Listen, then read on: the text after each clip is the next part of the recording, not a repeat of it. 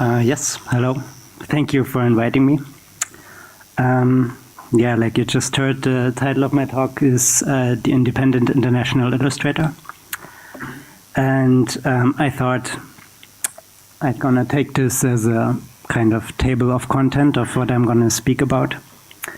First, I'm gonna talk a bit about who I am and how I became an illustrator. Then I secondly will talk about the international aspects of my work. And in the last part, I'm gonna think about the independence and to what extent we are actually dependent or independent as illustrators. So let's start with the illustrator. I was born in East Germany, country that doesn't exist anymore. I come from a small town called Schirgiswalde. I won't ask you to pronounce that. Like probably most of you who now work professionally as illustrators, I would also say that I always liked drawing as a child. Like you can see, one of the earlier commissioned works here. But I drew also castles and cars and boats and all of these things. And my cousin used to have a computer and we didn't. So when I came back from visits, I coped with my withdrawal symptoms to make drawings of computer games. So maybe that was one of these early ways of how I approached illustration. It was drawing as playing, as a concept. And drawing is playing, playing is not work. So that's a really motivating thing. It was nice to make something that I wanted, an adventure that I want to have, or a toy that I want to have, to just make it happen on the page. Yeah, that was so motivating that it kept me drawing until I was a teenager, and even after my school, I still wanted to have a profession with drawing. I had a few blind spots about what kind of professions actually exist. So I decided to study product design. There I learned some strict rectangular basics in the beginning. But maybe what's more important, I learned to use drawing as a tool to communicate with my fellow students or professors. It was the quickest to just quickly throw something on the page to talk about a pattern or how something fits together in 3 dimensions. So we learned this really quick way of making combinations, variations on the page. So that was kind of second concept I learned, is drawing as thinking. This was really an important lesson, but in product design, the drawing is not the product. It's just a way of thinking, and soon you move on to other tools like the computer or the bandsaw, and I started to realize that I might have made a mistake there. But I still continued these studies, and in my 3rd year, I did an exchange term here in Finland, in Lahti, and the schedule was more relaxed there, and so I could take more drawing courses, and it was in general more free. And yeah, most importantly, there in school in Lahti, I discovered illustration. I saw the work of Ossi Pirkonen, who was also here. And I soon discovered also all these other illustrators at that time, like Kustas Saksi was mentioned, Klaus Hapaniemi, Pietari Posti, all of these works. And I was amazed by the colors and the shapes and the expressiveness in these images. And that was so different from the way I had just transformed my drawing into drawing as thinking. So I started thinking, could I bring this playing again into the drawing in that way? Could they be combined? But I still went back to Germany to graduate from this product design. And then I would have had a choice to either continue in Germany to do this product design, go to a city I don't know and do a job I don't like, or try this illustration thing. So this illustration seemed to be the more radical way forward, and on top of it, I decided to come back to Finland to do that. The images I had seen from these Finnish illustrators were like a challenge to me. I wanted to know, can I make something like this, or how do they even do this? Where do you start? Yeah, the next part I'm going to go over really quickly, but I'm going to go back to it afterwards.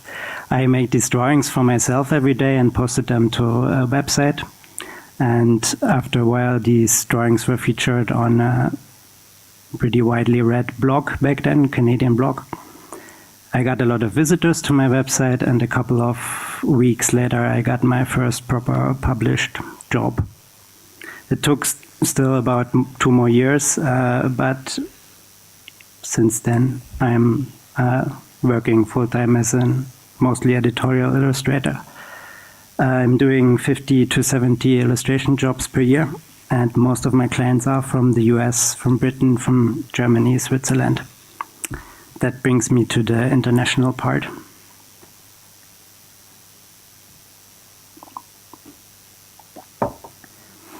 Nowadays, I think internationality comes closest to my daily life in languages. I think I hear and I speak in 3 languages almost every day. And in the beginning, when I came to Finland, the only way of making myself understood was, of course, English. And also when I started to do my own self-organized studies in illustrations, the most information in books and blogs and forums that I could find were English. And I didn't know anybody in Finland in the illustration scene, and I didn't know anybody in Germany in the illustration scene. So I, in some way, felt really related to this generalized Anglo-American internet English scene. So I wrote my website in English and somehow saw this also as my field, this environment. And in a way, it really worked out because my first clients were mostly American and English also. We had talked earlier about the pressure to go international. For me, it was more like I was welcomed internationally. So I never feel any pressure to go that way. Yeah, and like Jussi said, to be an artist means that you have to speak English, and in a way I can't agree more. But now I have lived in Finland for more than 10 years. Most of my professional career has happened here. And in this time I couldn't avoid also to learn the language and understand and speak to some extent. My emails might be a bit funny. And in this slow motion process of knowing or getting to know a country or a culture, it comes more into focus to me, and there are small details or things that I think translations always stay an approximation. And actually I think this is where it gets interesting. There are things that are worth treasuring and cultivating. And this is in a way also what happened to me. Like I said, my own to begin with, illustration was inspiring for me by seeing the arts of these Finnish illustrators. But soon I turned to where I am coming from. I remembered the books of my childhood. And maybe it was simply because they are familiar to me, or it's this connection from childhood. It's the images, the first images you see. I was really getting, really interested in them. All of these works are by a very prolific East German illustrator called Werner Klemke. And I was very intrigued by all of these colors and the shapes and even the paper and the typography that they were using. At first I only worked from, these are still his images. At first I only worked from memory, but later when I got the actual books to look at, I realized how much it had influenced my early work. Here are some of these earliest drawings that I had made in that time, just for myself. Yeah, so to summarize that, I had this initial inspiration from these Finnish illustrators, and then in a way I got more in touch with where I'm coming from, and that was the way to start my illustrative voice. I think working internationally might require exactly that, because I think international, when I hear international, it sounds to me a bit like a big soup, and it doesn't sound very interesting. But it becomes interesting when everybody brings the things from their area and their sensibilities and obsessions to the mix, and that might be just as interesting here as it might be on the other side of the world. This is the way I think internationality might work.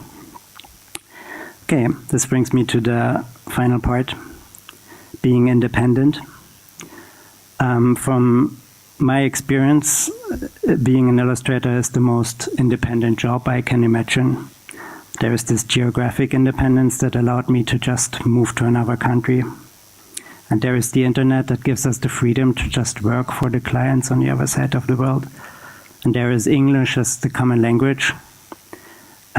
We have little or no material costs. And yeah, how could it not be independent? But I think also in really many ways, we are very dependent. I maybe didn't say exactly the truth. We are not working alone. Most of you who work with clients know that. We always work on commissioned projects with a partner, an art director, editor, maybe even authors. When I look at all of the drawings that I do during 1 year, at the end of the year, there are 1 or 2 or 3 drawings that I consider good or standing out. And when I think back how they came to be, I often realize how important the role of the art director has been in these images. They might have had in the last moment an idea for a detail, or in the beginning they might have chosen the more challenging idea, not the boring, usual safe one. Or they might just be giving me the freedom to go with my instincts or ambitions in the beginning. Sometimes maybe allowing also failure as an option. So in that way, this cooperation and dependence is really important in that work, I think. But as illustrators, you also know the more negative side of this dependence. We work, all of the images we make are dependent on really exact demands, like the subject, the format, the color, the time we have, and the money we get in the end. And on top of that, we do a couple of rounds of revisions. That's, of course, a huge dependence on somebody else and somebody else's decisions. And I feel this can become really restrictive. And to feel less restricted and to gather more independence, in a way, I have to go back again to these old illustrators from East Germany. And I take this as another excuse to show you more stuff. This is the same illustrator, Werner Klemke, and he worked in a variety of styles and mediums. Like I said, he worked on children's books, but he also worked on high literature, periodicals, posters, record covers, and even erotic artwork.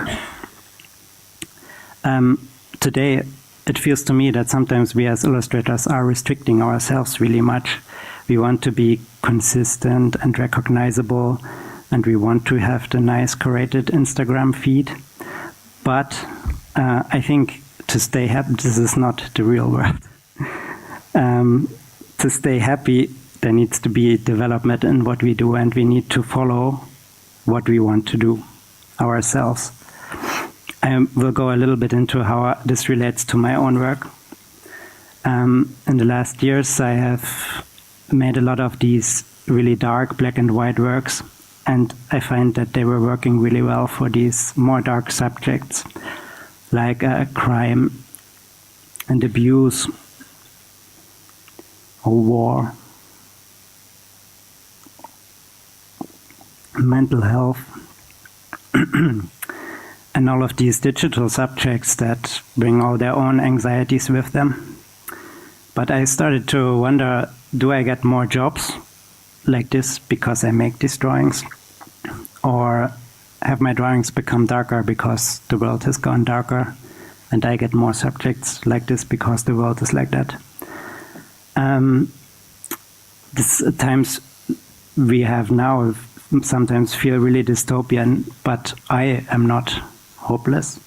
So I also try to let this come through in these images, even though they are dark. I tried there to be hope, or also humor. So I think this is important to maintain some own voice in all of these client work. And another way I try to break out or claim independence is that I do my own projects, which you should all also do. For a while I kept a visual diary, like of stuff that happens in my life. So the things that I have to draw are really different. The subjects are different. The cast is different.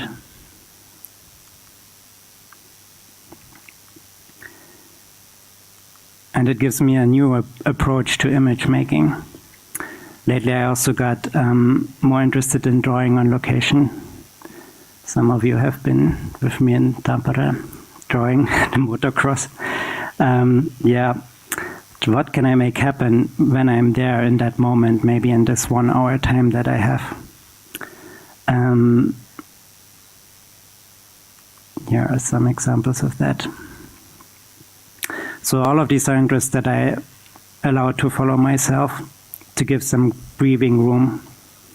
Yeah, here I'm lately also getting, after 12 years working mostly digitally, I get more interested in drawing with analog media. Now has come the time. I want to talk about another form of dependence. I have been working on bigger anti-tobacco, several bigger anti-tobacco campaigns in the last years. And these drawings that I made for this, they are used globally from Norway, Qatar, Bangladesh, all around the world. And in these kind of projects, there is a constant discussion about what is understandable in all of these regions, what is effective, or what it might be possibly offensive in certain contexts. And that, I think, is really important. It's really an important side of the work that might not be visible to the outside very much.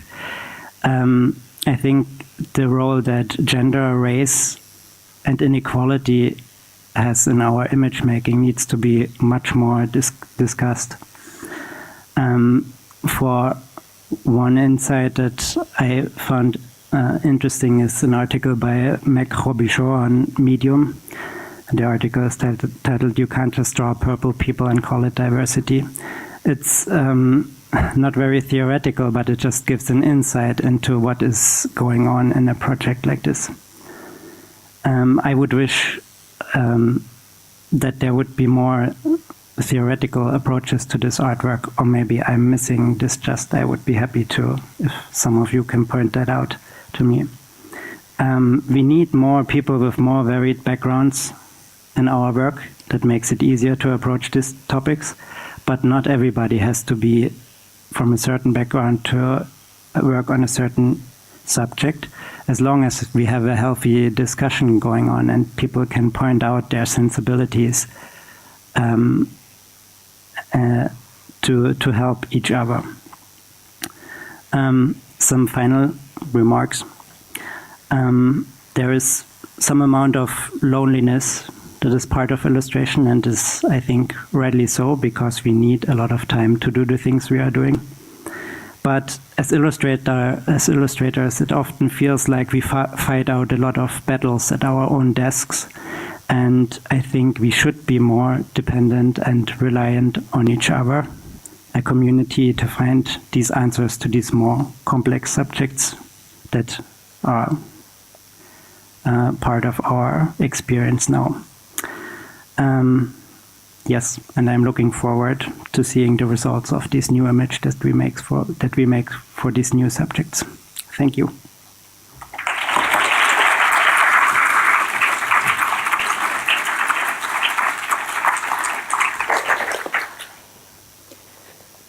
Thank you, Daniel.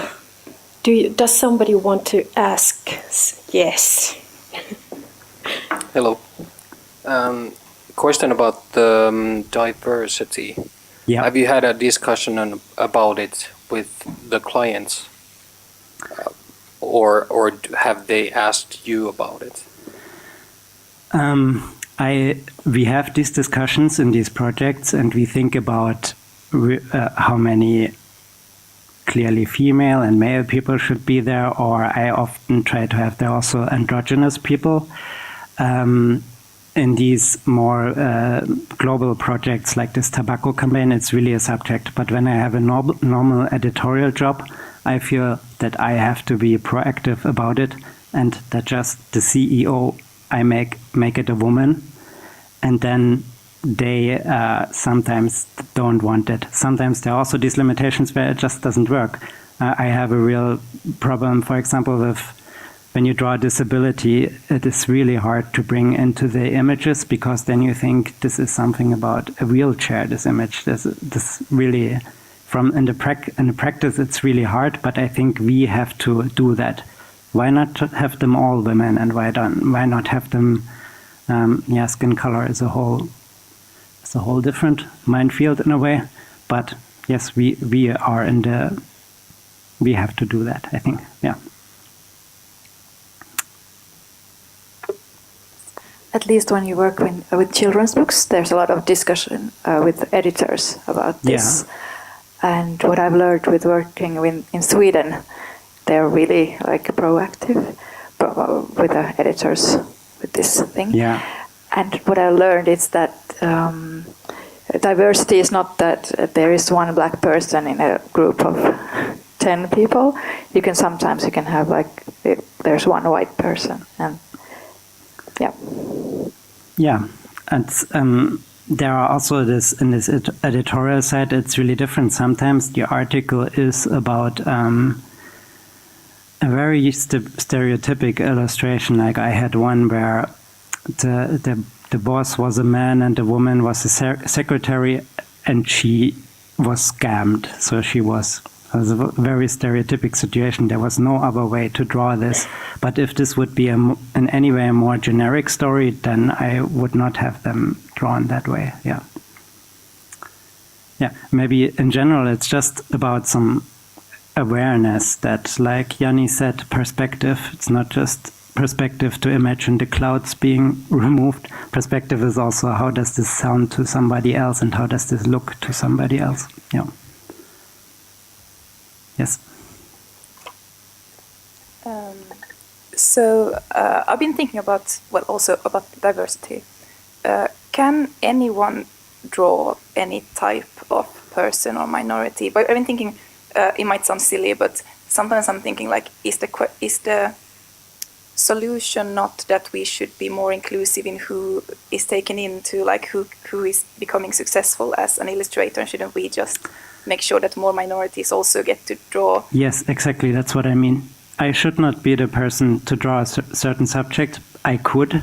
Why not? I can give it a try. I need to be very sensitive about it, but why not give it to somebody who has a relation to this subject or background? Yeah.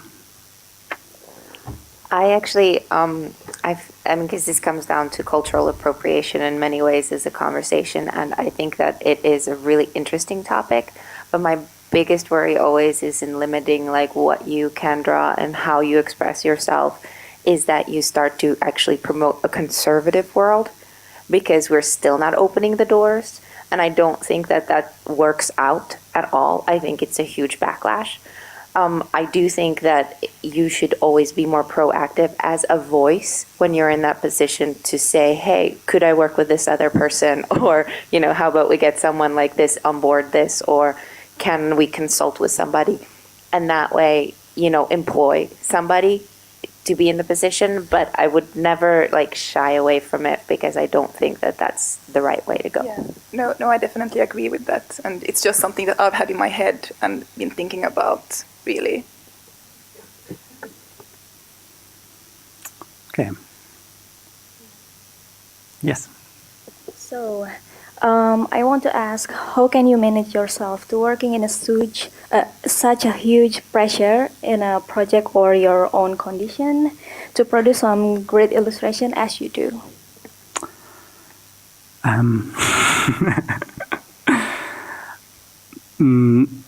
Maybe it is this part that what I talked about is dependence. Like I'm not actually making those images in a way alone. Like there are, of course, there in a way we talked about pressure earlier, and you said about lazy students. What the biggest motivator is, if it has to be finished tomorrow at 8, you just have suddenly a really clear picture of what needs to happen between now and then.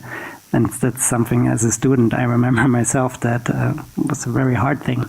So I know that people are waiting for something or, yeah. So that is, in a way, motivating. Yeah. Okay, somebody else. Thank you. Thank you. I didn't call them lazy. It was the opposite. Sorry. Yeah.